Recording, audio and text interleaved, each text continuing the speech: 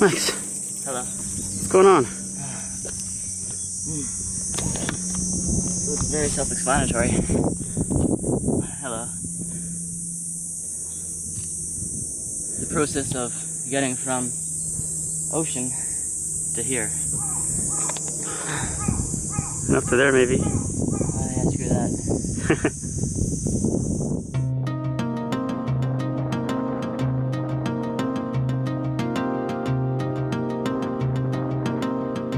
So that is Sakurajima Volcano.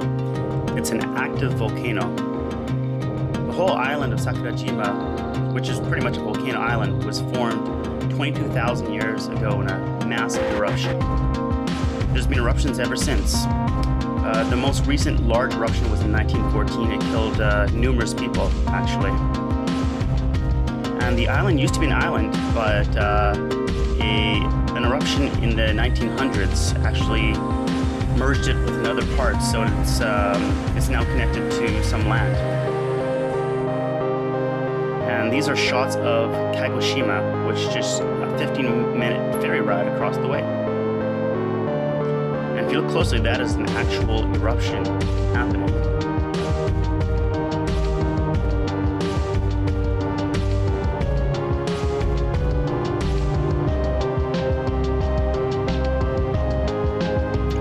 And there you go, that's a different view of the mountain, and you can see big eruption happening. It happens multiple times a day.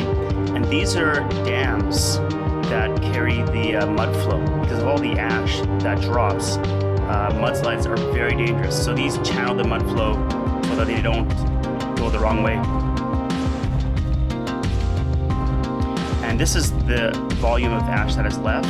This is just a little bit of ash. You can see quite a few centimeters thick ash, both in Sakurajima Island and in Kagoshima.